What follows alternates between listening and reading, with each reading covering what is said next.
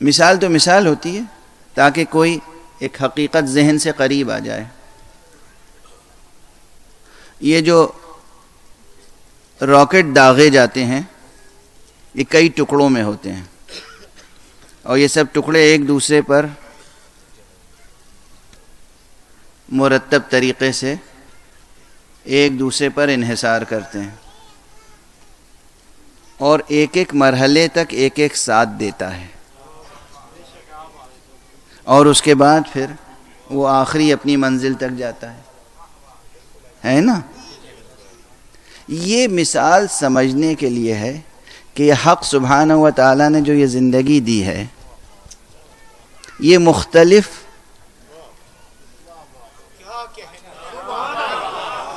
مراحل سے مرتب ہے. ایک منزل ہے جب یہ زندگی ایک ذرے نادیدہ کی شکل میں صلب پدر میں تھی، اس کے بعد یہ منتقل ہوئی رحم مادر میں.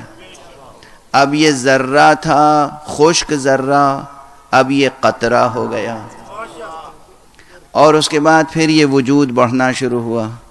پھر رحم مادر سے آغوش مادر میں آیا. آغوش مادر میں آیا تو خود چل بھی نہیں سکتا تھا زمین پر، ماں اس کا پورا بوجھ اٹھاتی تھی. ماں کے 2 پاؤں 2 وجود اٹھاتی تھی، اپنا بھی اور اپنی آغوش میں بچے کا بھی. اس کے بعد بچہ اس قابل ہوا کہ ماں کی آغوش سے جدا ہو جائے اور اپنے پاؤں سے چلنے لگے. ٹھیک ہے، ساتھ ساتھ چلیے گا.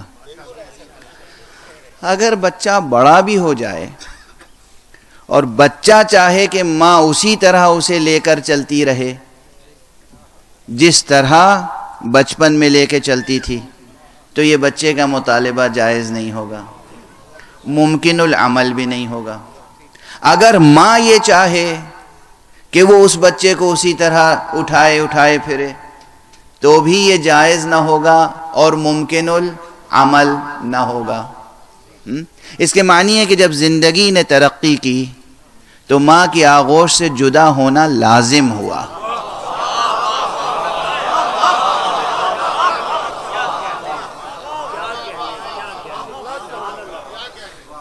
رحم مادر میں بچہ تھا، زندہ تھا، مگر اگر رحم مادر ہی میں رہ جاتا تو اس کے لیے یہ وجود نقصان دہ ہوتا. زندگی نے ترقی کی تو رحم مادر سے جدا ہونا لازم ہوا.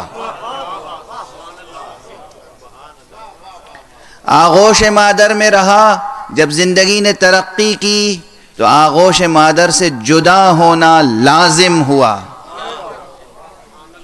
اب اس نے زندگی کے اور تمام شؤون، زندگی کے اور تمام آثار اس سے مرتب ہوئے، وہ تمام شؤون ظاہر ہوئے. زندگی پروان چڑھی، یہ شجر سایہ دار و شجر باردار بنا، بار آور ہوا، اس میں پھل لگے پھول لگے. اب اس کے بعد یہ روح زندگی نے ترقی کی. اب اس کے لیے لازم ہوا کہ اس جسم کو چھوڑ کر کسی اور منزل میں جائے.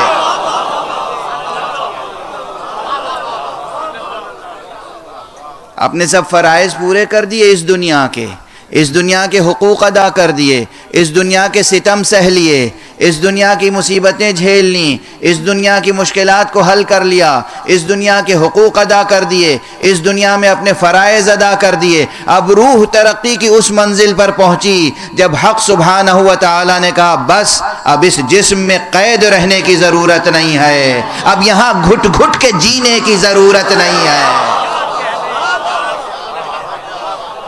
ایک صلوات پڑھ دیں محمد